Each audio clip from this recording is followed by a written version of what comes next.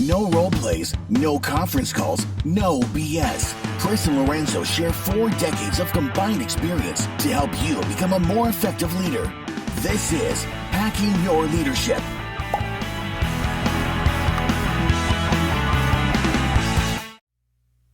Welcome to Hacking Your Leadership. I'm Chris. And I'm Lorenzo. And welcome to this week's Thoughtful Thursday.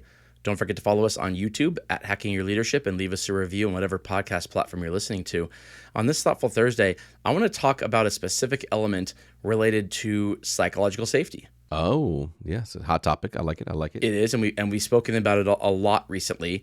And I came across an infographic online that I thought kind of related to it a little bit, and I wanted to go over it. And so, I've been in places where an organization is trying to make strides in psychological safety in order to make it a safe place for people to talk, for people to give opinions. As friend of the show, Stephen Shadletsky would say, for people to speak up. I think it's really, really important. It needs to be done correctly. And there's a lot of info out there that can help you do this correctly. When it's not done correctly, some things happen. There's some collateral damage that can happen. And this infographic that I saw is talking about the 4 toxic personalities to avoid being or having inside of strategy meetings.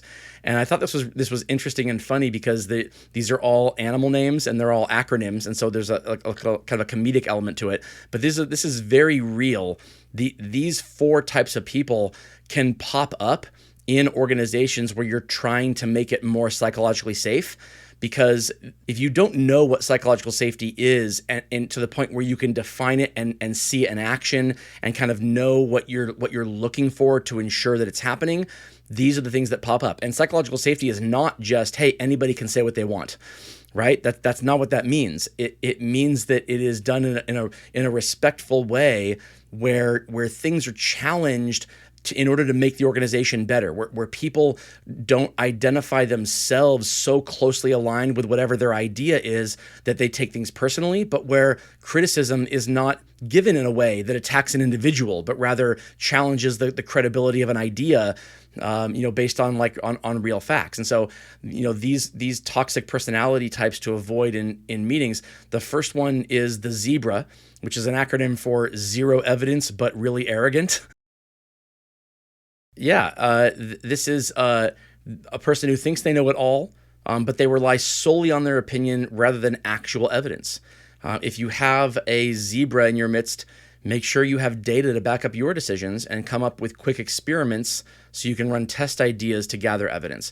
And this is really important. If a person feels safe to speak up, but they're speaking up to give ideas that are not backed by anything, you could end up down the wrong path. And you need to be able to come up with ways that kind of challenge those ideas in a way that doesn't make the person feel like they can't speak up anymore. They just have to be more prepared when they plan on speaking up.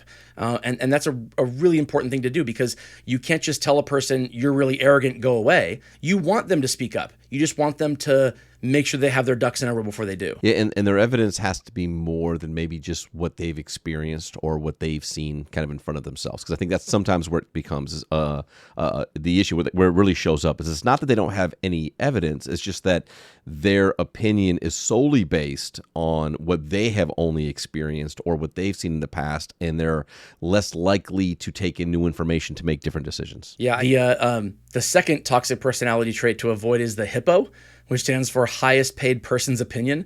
I think if this is happening, then you don't have a lot of psychological safety. This is, if someone speaks up and they happen to be the highest ranking or highest paid person in the room, then and no one else says anything, then that is evidence of a lack of psychological safety. But just because a person is higher up on the org chart doesn't necessarily mean that they have the right answers. In fact, a perfect example of this is if you've ever worked retail in your life, the customer that comes in and says, "I need to speak with a manager," and you say, "Okay, can I ask some questions? Let me figure out. I'm gonna get you the right person. What's going on?" "Well, I'm having this problem with this thing that I bought." It's like, Okay. And in my mind, I'm thinking the last person you want to talk to is a manager. They don't know what they're doing. They know the policies, but if you want to actually solve your problem, you need to be speaking to a subject matter expert on this thing. And this is the trap that a lot of people get into, is they think that if a person is higher up on the org chart, that they have accumulated all the knowledge of all the people below them and they can execute all those jobs just as well as the people below them.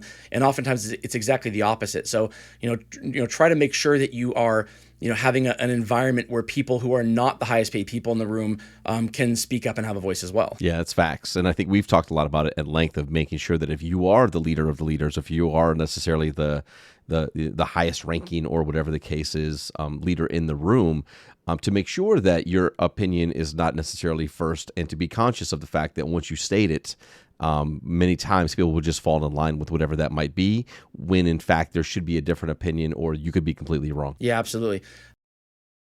The third one is the WOLF, which stands for, it's an acronym for Works on the Latest Fire. And I like this. These are people who I think they're genuinely well-meaning. I don't think they're not trying to shout others down. But whatever they are focused on is the flavor of the month or the flavor of the day, and that's what's important to them.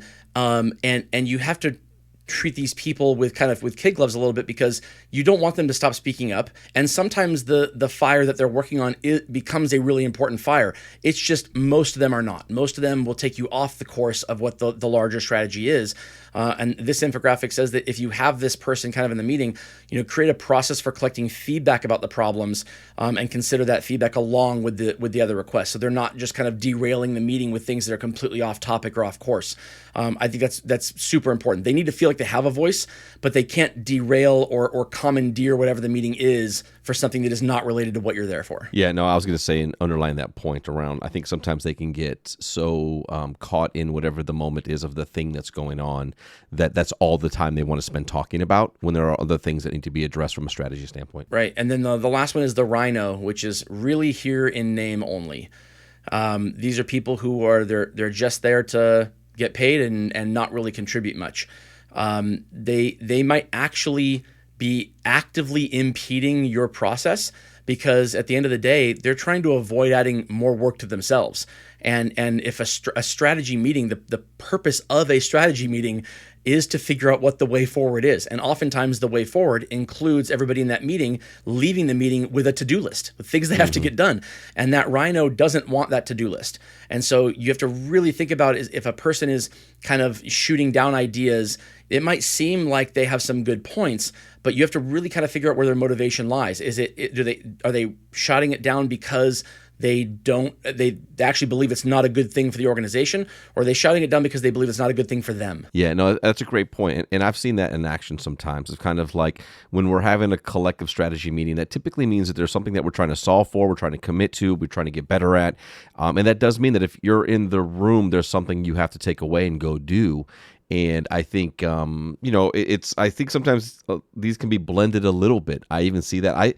I see sometimes those that are really here in name only kind of leverage some of the kind of the wolf attributes around, like, let's talk about the fires, let's talk about the opinions, let's talk about the things that make us only talk about things but don't actually put things to paper, and then avoid commitments. And it's just like we're just talking for the sake of talking, and then the next time we get together we'll be talking some more, versus no, we're here to solve for something, and we all need to change something to address whatever that problem might be. Yeah, that's so true. We'll put a link to this infographic in the podcast description, so have a look at it and really think about this as you go into meetings, because you are probably trying to increase or maintain a level of psychological safety. You want people to speak up, but you want to make sure that their intentions are good and that they are trying to move the group forward and the organization forward in a positive way, and they're not trying to they don't have their own priorities or their own reasons for being there that are separate from the group. Kind of keep these things in mind. Look for this evidence when you see these people. I'm sure there are others out there too, and you can take the steps needed to stave this off and make sure that they are as little negative influence on your group and your strategy as possible. Absolutely. And with that, it brings us to the end of this episode. This is Hacking Your Leadership. I'm Lorenzo. And I'm Chris. And have a great day.